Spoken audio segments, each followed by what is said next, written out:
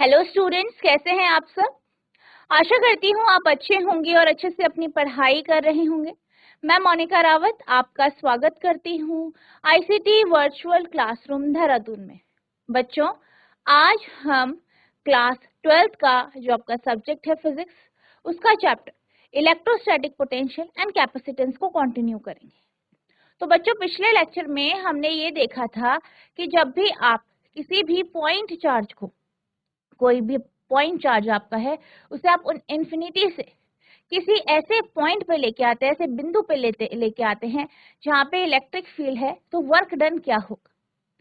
इसके साथ साथ हम ये भी डिस्कस कर रहे थे कि जब आपके पास n नंबर ऑफ पार्टिकल्स हैं, तो ऐसे केस में अगर आप n चार्जेस को इन्फिनिटी से यानी अनंत से एक ऐसे बिंदु पे लाते हैं जहाँ पे आपके पास इलेक्ट्रिक फील्ड है और वो भी अलग अलग चार्जेस के कारण है, तो आपका जो वर्क डन होगा, टोटल वर्क डन, वो कितना होगा। ये टॉपिक हमने आधा डिस्कस किया था, इसी टॉपिक को आज हम कंटिन्यू करेंगे। तो बच्चों, अब हम चलते हैं अपने स्मार्ट बोर्ड की तरफ। तो बच्चों, पिछले लेक्चर में हम डिस्कस कर रहे थे electrostatic potential energy of a system of n point charge, n बिंदु आवेशों की एक प्रणाली की विद्युत स्थैतिक विभव ऊर्जा। ठीक है, तो हम ये इस टॉपिक को जो है डिस्कस कर रहे थे। तो इसमें हमने क्या कहा था कि आपके पास मान लीजिए कोई सतह है, वहां पे किसी भी प्रकार का कोई भी चार्ज नहीं। आप क्या करते हैं, सबसे पहले Q1 आवेश यानी Q1 चार्ज को इन्फिनिटी से, अनंत से इस सतह पर लेके आते हैं।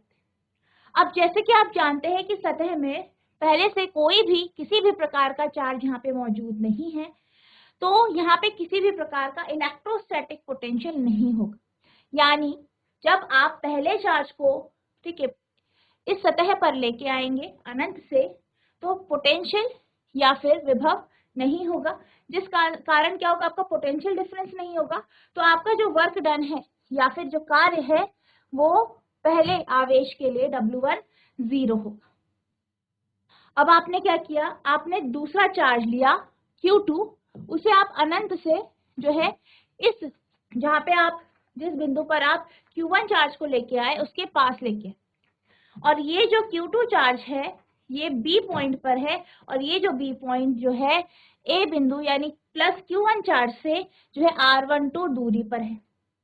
अब क्योंकि पहला आप चार्ज लेके आए, Q1 चार्ज लेके आए, उसे इस सरफेस पे लेके आए, सतह पर लेके आए, तो इसके कारण क्या होगा, इस सतह पर इलेक्ट्रिक फील्ड यानी विद्युत क्षेत्र उत्पन्न होगा। किसके कारण, प्लस Q1 चार्ज के कारण। अब जब आप प्लस Q2 चार्ज को लेके आएंगे या Q2 आवेश को लेके आएंगे, तो जब आप इसे B बिंदु पर लेके आएंगे, ठीक है, तो यहाँ पे क्या होगा, ये इस Q1 चार्ज के कारण जो है इलेक्ट्रिक फील्ड महसूस करेगा, और यहाँ पे एक पोटेंशियल होगा। इस इलेक्ट्रिक फील्ड के कारण इस बिंदु पर एक पोटेंशियल डेवलप होगा, ठीक है, एक विभव उत्पन्न होगा। अब जब यहाँ पे विभव उत्पन्न होगा, तो इस केस में जो वर्क डन हो यानी कि कार्य होगा, किसके कारण, Q2 आवेश के कारण। अब हम ये मान लेते हैं कि A B के बीच में जो दूरी है वो R12 है, तो आपका जो वर्क डन होगा, ठीक है, W2 इस केस में वो क्या होगा, 1/4 pi epsilon not R12 Q1 into Q2। ठीक है, तो ये आपका कार्य हो गया, इसे आप इक्वेशन 2 मानेंगे, ठीक है, समीकरण 2। इसके बाद अब आप क्या करेंगे, Q3 चार्ज को यानी Q3 आवेश को अनंत से एक बिंदु C पर लेके आएंगे, जो कि A बिंदु से R13 दूरी पर है और B बिंदु से R23 दूरी पर है। अब क्योंकि इस सतह पर या इस सरफेस पर ऑलरेडी पहले से ही दो चार्ज है, तो जब आप Q3 चार्ज को लेके आएंगे अनंत से, तो इस पर जो प्रभाव पड़ेगा, जो इफेक्ट होगा इलेक्ट्रिक फील्ड का, वो Q1 और Q2 दोनों के कारण होगा। ठीक है, तो Q1 Q2 दोनों के कारण होगा।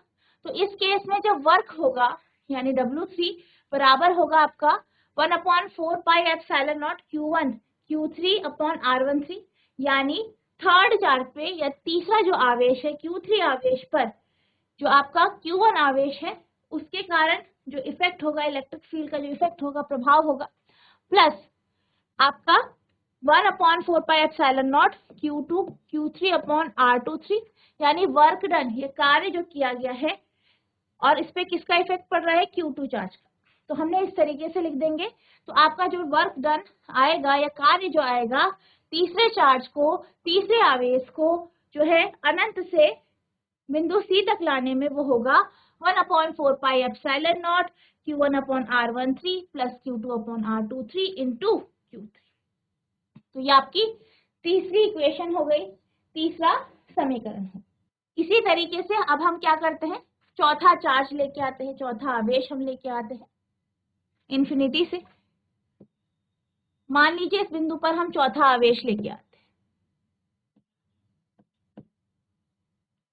अब ये जो आवेश है ये जो है C बिंदु से या Q3, यहाँ पे आप Q3 लेके आए थे, Q3 से मान लीजिए R34 दूरी पर है, Q2 से R24 दूरी पर है और Q1 से R14 दूरी पर है। ठीक है, यानी कि जब आप चौथे चार्ज को लेके आएंगे, चौथे आवेश को लेके आएंगे, तो उस पे जो इफेक्ट पड़ेगा, जो प्रभाव पड़ेगा, वो Q1 Q2 Q3 तीनों के कारण है। तो इस केस में यानी कार्य कितना होगा, आप लिखेंगे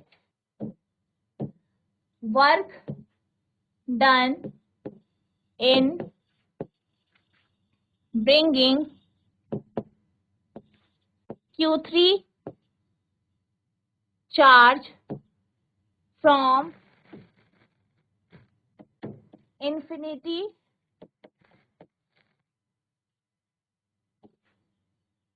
to the point D। ये D बिंदु मान लिया, D बिंदु पर लेके आए हैं, तो वर्क डन क्या होगा आपका W4 इक्वल्स, पहला हम देखेंगे कि जो कार्य होगा पहले जो Q1 चार्ज है उसके कारण क्या होगा, 1/4πε0 Q1/R14 इंटू Q4 प्लस, अब हम बात करते हैं दूसरे चार्ज के कारण, दूसरे आवेश के कारण, 1/4πε0 Q2/R24 Q4, तीसरे चार्ज के कारण 1/4πε0 Q3 Q4/R34। ठीक है, तो इस तरीके से आप जो है वर्क डन, जो कि कार्य जो होगा पहले आवेश के प्रभाव के कारण, दूसरे आवेश के प्रभाव के कारण, तीसरे आवेश के प्रभाव के कारण जो कार्य होगा उसे आप इस तरीके से लिख देंगे। अब यहाँ पे हम 1/4πε0 को कॉमन ले लेते हैं और साथ ही साथ हम क्या करते हैं, अंदर के सारे एलिमेंट्स लिख लेते हैं, Q1/R14 Q2/R24 plus Q3/R34 into Q4। ठीक है, तो ये आपका इस तरीके से आ जाएगा, ये आपका W4, ये आपका समीकरण 4 होगी। ठीक है, इसी तरीके से आपको ये करना है। हम यहाँ पे n चार्जेस की बात कर रहे हैं, हम 4 चार्ज को लेके जो है इसकी इक्वेशन निकाल सकते हैं। ठीक है, तो हम 4 ही चार्ज लेंगे, तो आपका जो इलेक्ट्रोस्टैटिक पोटेंशियल होगा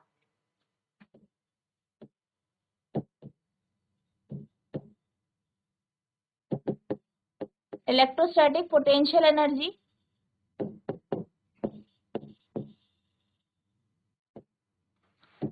यानी विद्युत विभव ऊर्जा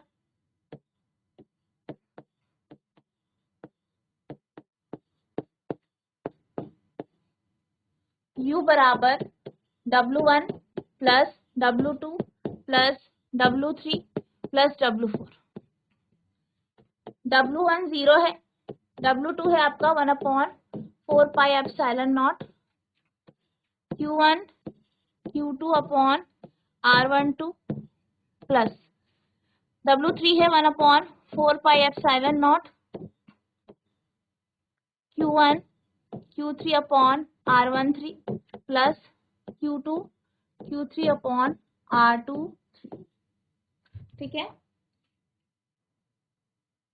इसी तरीके से ये W3 हो गया, आप W4 लिखेंगे 1/4πε0 Q1 Q4 upon R14 plus Q2 Q4 upon R24 plus Q3 Q4 upon R34, ठीक है। तो ये आपका क्या आ गया, U, यानी विद्युत विभव ऊर्जा। अब हम क्या करेंगे, अब हम इसमें 1/4πε को बाहर ले लें, ठीक है। तो आपके पास आएगा U बराबर 1/4πε0। अब आपको अंदर के जो भी एलिमेंट्स है वो लिखने हैं, Q1 Q2 upon R12 plus Q1 Q3 upon R13 plus Q2 Q3 upon R23 plus Q1 Q4 upon R14 plus Q2 Q4 upon R24 plus Q3 Q4 upon R34, ठीक है।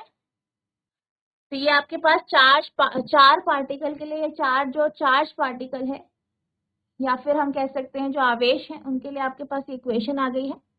चार्ज जो चार आवेश हैं उनके लिए ये आपकी पांचवा समीकरण। अब अगर हम n चार्जेस के लिए लिखे, यानी फॉर n चार्जेस, n आवेश के लिए, n आवेशों के लिए,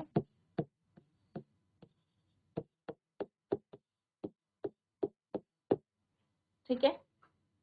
n आवेश के लिए U equals to 1/4πε0 summation J equals to 1 to J equals to n summation J equals to 1 to K equals to 1 to, इसको इस तरीके से आप लिखेंगे K equals to n 1/4πε0 QJ QK upon R JK। तो ये आपका क्या आ गई,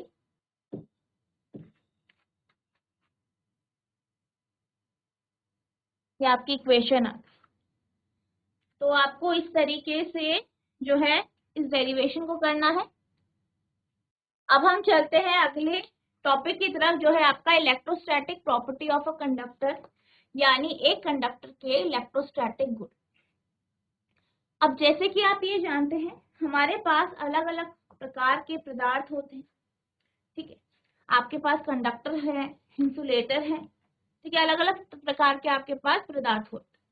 अब जब भी हम कंडक्टर की बात करते हैं तो कंडक्टर के बारे में हम क्या जानते हैं कि कंडक्टर या चालक वो पदार्थ हैं जिनसे विद्युत धारा प्रवाहित हो जाती है। इसका अर्थ ये है कि ये ऐसे पदार्थ है जिन पे चार्ज कैरियर होते हैं, जिनके पास जो ऐसा आवेश होता है जो फ्रीली जो है पूरे कंडक्टर पे, पूरे चालक में मूव कर सकता है, चल सकता है।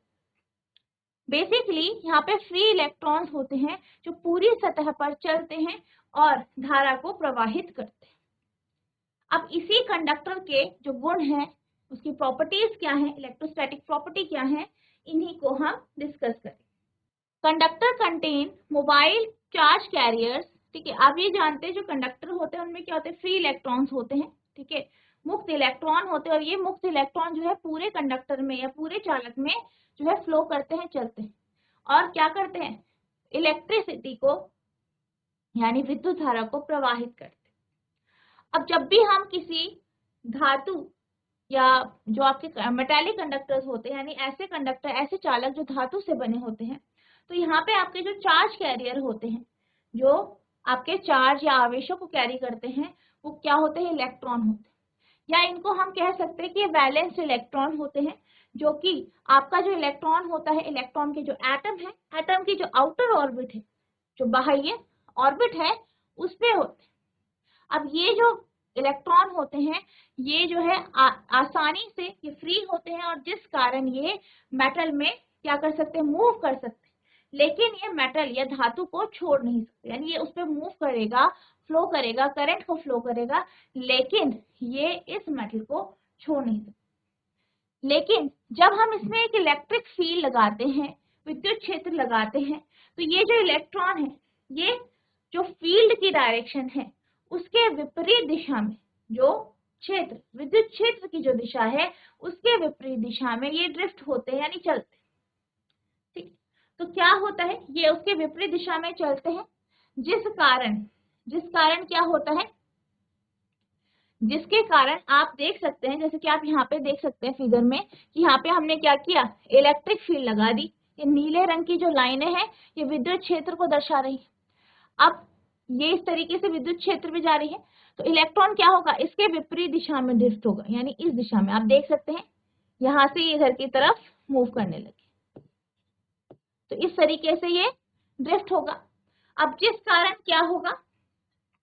ये जो है, जो इसके एटम है, ये पॉजिटिव और नेगेटिव आयंस में टूट जाए। ठीक है। Conductor contain mobile charge carrier. Conductor जो होते हैं, चालक जो होते हैं, उनमें जो चार्ज कैरियर होते हैं वो मोबाइल होते हैं, यानी वो गतिमान होते हैं। In metallic conductor these charge carriers are electron. अगर हम मेटालिक कंडक्टर की बात करें तो इन चालकों में, ठीक है, जो चार्ज कैरियर होते हैं वो इलेक्ट्रॉन होते हैं। In a metal, the outer valence electron part away from their atom and are free to move. अब जब भी हम धातु की बात करते हैं, तो धातु में जो वैलेंस इलेक्ट्रॉन या आउटर इलेक्ट्रॉन होते हैं, ये क्या करते हैं? ये जो है एटम से, या जो अणु हैं, उनसे दूर चल जाते हैं और पूरी सतह पर ये आराम से मूव कर सकते हैं, गतिमान हो सकते हैं। These electrons are free within the metal but not free to leave the metal. ये क्या होते हैं? ये जो इलेक्ट्रॉन होते हैं, ये जो है, ये पूरे के पूरे मेटल में, पूरी की पूरी जो धातु है, उसमें ये मूव कर सकते हैं। ये एटम को तो छोड़ सकते हैं, लेकिन ये मेटल को या धातु को या जो चालक है उसको छोड़ नहीं सकते। In an external electric field they drift against the direction of the field. और जब इसमें बाह्य विद्युत क्षेत्र लगाया जाता है, तो ये जो फील्ड है, ठीक है, जो फील्ड है, क्षेत्र, जो विद्युत क्षेत्र है, उसकी दिशा के अगेंस्ट या उसकी दिशा के विपरीत ये क्या करता है? ड्रिफ्ट करता है, चलता है। The positive ion made up of the nuclei and the bound electron remain held in their fix position. अब इससे क्या होता है कि जो आपके पॉजिटिव आयन है वो तो वहीं रह जाते हैं, लेकिन जो नेगेटिव आयन है, ठीक है, जो नेगेटिव चार्ज है, वो मूव कर जाता है, और किधर पे? जो आपका इलेक्ट्रिक फील्ड है उसके विपरीत दिशा। In electrolyte conductor the charge carrier are both positive and negative. इसी तरीके से अगर हम इलेक्ट्रोलाइट कंडक्टर की बात करें, तो यहाँ पे जो चार्ज कैरियर होते हैं वो दोनों होते हैं, पॉजिटिव भी होते हैं और नेगेटिव भी होते हैं। कंडक्टरों में मोबाइल चार्ज वाहक होते हैं। धात्विक चालकों में ये आवेश वाहक इलेक्ट्रॉन होते हैं। एक धातु में बाहरी या वैलेंस इलेक्ट्रॉन अपने परमाणुओं से अलग हो जाते हैं और गति करने के लिए स्वतंत्र होते हैं। ये इलेक्ट्रॉन धातु के भीतर मुक्त होते हैं, लेकिन धातु को छोड़ने के लिए स्वतंत्र नहीं होते हैं। बाहरी विद्युत क्षेत्र में वे क्षेत्र की दिशा के विरुद्ध बहाव करते हैं। नाभिक और बंधे हुए इलेक्ट्रॉनों से बने धनात्मक आयन अपनी निश्चित स्थिति में बने रहते हैं। इलेक्ट्रोलाइटिक कंडक्टर में आवेश वाहक धनात्मक और ऋणात्मक दोनों आयन होते हैं। अब हम बात करते हैं कंडक्टर की कुछ इलेक्ट्रोस्टैटिक प्रॉपर्टीज की। ठीक है, तो अब हम बात कर रहे हैं कंडक्टर की कुछ इलेक्ट्रोस्टैटिक प्रॉपर्टी की, यानी विद्युतस्थैतिक गुणों की हम बात करते हैं। तो पहला इसका गुण है the electrostatic field is zero inside a conductor. अगर हम किसी कंडक्टर की बात करें तो उसके भीतर, एक चालक के भीतर विद्युत क्षेत्र शून्य होता है। ये इसकी पहली प्रॉपर्टी। ठीक है, अब इसको हम समझते हैं एक एग्जाम्पल से। मान लीजिए आपके पास एक कंडक्टर है, ये क्या है, एक चालक है। आपने क्या किया, इस चालक पर आपने विद्युत क्षेत्र लगाया, यानी इलेक्ट्रिक फील्ड लगाई कुछ इस तरीके से। इस दिशा में आपकी इलेक्ट्रिक फील्ड लग रही है। अब इलेक्ट्रिक फील्ड इस दिशा में लगी।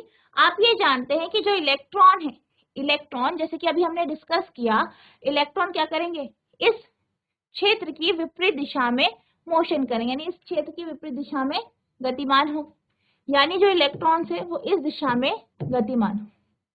ठीक है, इस दिशा में गतिमान हो, जिस कारण क्या होगा, यहाँ पे आपका इस सतह पर नेगेटिव चार्ज एक्युमुलेट कर लेगा और यहाँ पे आपका पॉजिटिव चार्ज यहाँ पे रह जाएगा। ठीक है, इस तरीके से क्या हो जाएगा, जब आप किसी कंडक्टर को किसी विद्युत क्षेत्र में रखते हैं तो आप ये जानते हैं कि जो इलेक्ट्रॉन है वो इस क्षेत्र की विपरीत दिशा में मूव करें।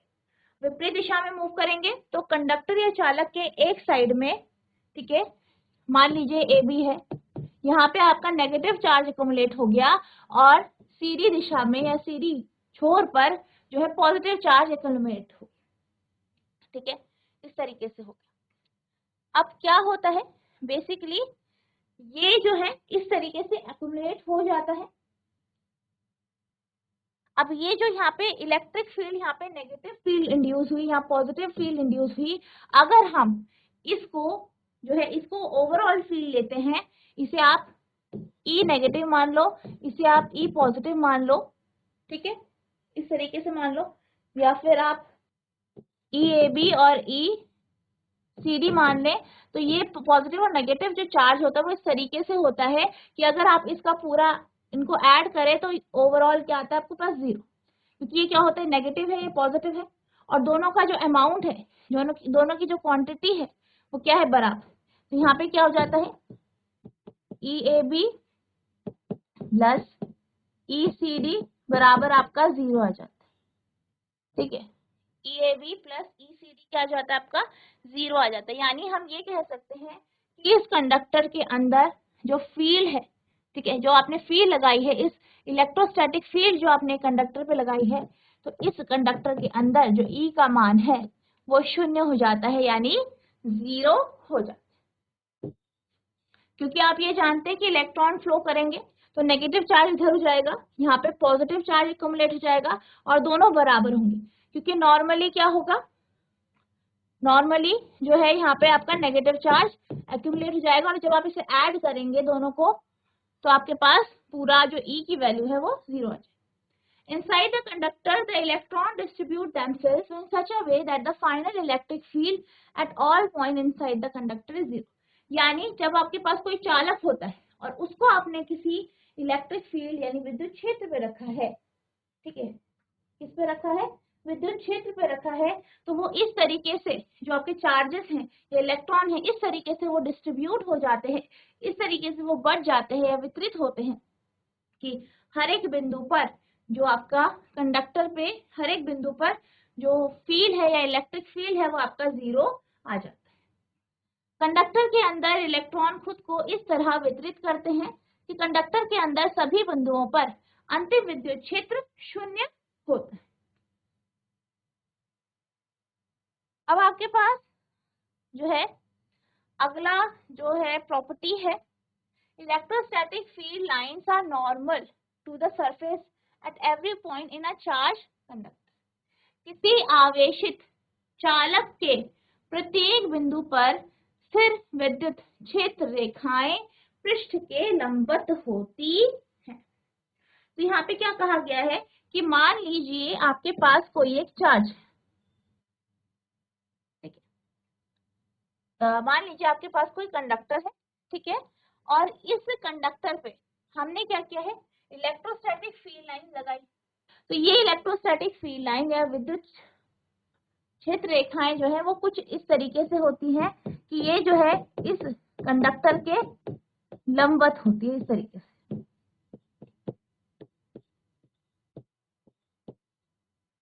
इस तरीके से जो फील्ड लाइंस है वो इस तरीके से लंबवत होती है, यानी परपेंडिकुलर होती है। ठीक है, ये से कहा if the electric field lines were not normal at the surface, a component of electric field would have been present along the surface of a conductor in the static condition। यानी अगर electric field जो है ये normal नहीं होंगी तो क्या होगा, तो कुछ इस तरीके से होगा कि मान लीजिए कि ये जो फील्ड है वो नॉर्मल नहीं, हम ये मान लेते हैं जो फील्ड है वो नॉर्मल नहीं है, तो क्या होगा, आपकी जो फील्ड है कुछ इस तरीके से, तो ये दो कंपोनेंट में टूटेगी। ठीक है, साइन और कॉस कंपोनेंट में।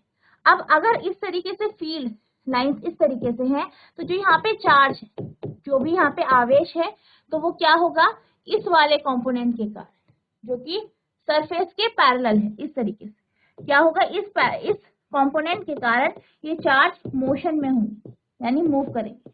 लेकिन ऐसा होता नहीं, ऐसा होता नहीं है। आप ये जानते हैं कि जो चार्ज होते हैं, आवेश होते हैं किसी कंडक्टर के ऊपर, वो मूव नहीं करते। तो बेसिकली ऐसा क्यों होता है, क्योंकि ये वाला जो कंपोनेंट होता है जो कि सतह के क्या है, पैरेलल है, ये जीरो होता है। क्या होता है, जीरो होता है। ठीक है, इसलिए जो हम फील्ड लाइंस लेते हैं उसे हमेशा हम लंबवत ही लेते हैं, या फिर जो इलेक्ट्रिक फील्ड लाइन होती है वो हमेशा नॉर्मल ही होती है। If the electric field lines were not normal to the surface, a component of electric field would have been present along the surface of a conductor in the static condition। अगर जो विद्युत क्षेत्र रेखाएं हैं वो सतह के नॉर्मल नहीं होंगी, लंबवत नहीं होंगी, तो क्या होगा, तो जो आपका इलेक्ट्रिक फील्ड है, ठीक है, इलेक्ट्रिक फील्ड की जो लाइन है वो सतह के यानी कंडक्टर की जो सरफेस है उसके ऊपर होंगी। Thus, free electron moving on the surface would have also experienced some force leading to their motion. तो क्या होगा, जो इलेक्ट्रॉन्स है जो कि सतह पर है, तो अगर मान लीजिए नॉर्मल नहीं है, तो क्या होगा, ये जो इलेक्ट्रॉन्स हैं, ये जो आपके इलेक्ट्रॉन है, ये क्या करेंगे, एक फोर्स को एक्सपीरियंस करेंगे, एक बल लगेगा जिस कारण जो ये चार्ज है वो मूव करेंगे। लेकिन ऐसा होता नहीं है। ठीक है, but this does not happen since there is no tangential component, the force have to be normal to the surface.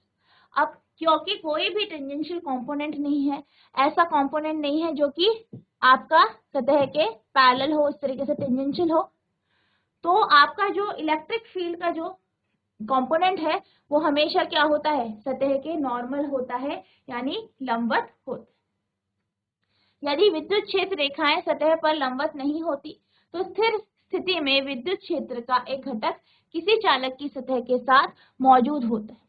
इस प्रकार सतह पर घूमने वाले मुक्त आवेशों ने भी अपनी गति के लिए कुछ बल का अनुभव किया होगा, लेकिन ऐसा नहीं होता है क्योंकि कोई स्पर्श रेखा घटक नहीं है, इसलिए बलों को सतह के लिए लंबवत होना चाहिए। तो बच्चों, आज हमने जो आपका डेरिवेशन देखा, जिसमें हमने क्या देखा कि जब आप n पार्टिकल्स को, ठीक है, n आवेशों को अनंत से एक बिंदु पर लेके आते हैं, तो उसके कारण, इस कॉम्बिनेशन के कारण जो है वर्क कितना होता है, कार्य कितना होता है, या आपकी इलेक्ट्रोस्टैटिक पोटेंशियल एनर्जी कितनी होती है, ये हमने देखा। इसके साथ साथ हमने ये देखा कि जो आपके कंडक्टर होते हैं, चालक होते हैं, उनके इलेक्ट्रोस्टैटिक गुण क्या होते हैं। इसके हमने दो टॉपिक डिस्कस किए। नेक्स्ट लेक्चर में हम इसके आगे के जो पॉइंट्स हैं उनको डिस्कस करेंगे। आई होप आपको जितना आज पढ़ाया गया है वो समझ में आया होगा, आपको इसको रिवाइज करना है। नेक्स्ट लेक्चर में हम इसके आगे के टॉपिक को कंटिन्यू करेंगे। तो बच्चों, आज के लिए बस इतना ही, मिलते हैं अब नेक्स्ट सेशन में। तब तक के लिए thank you and have a nice day.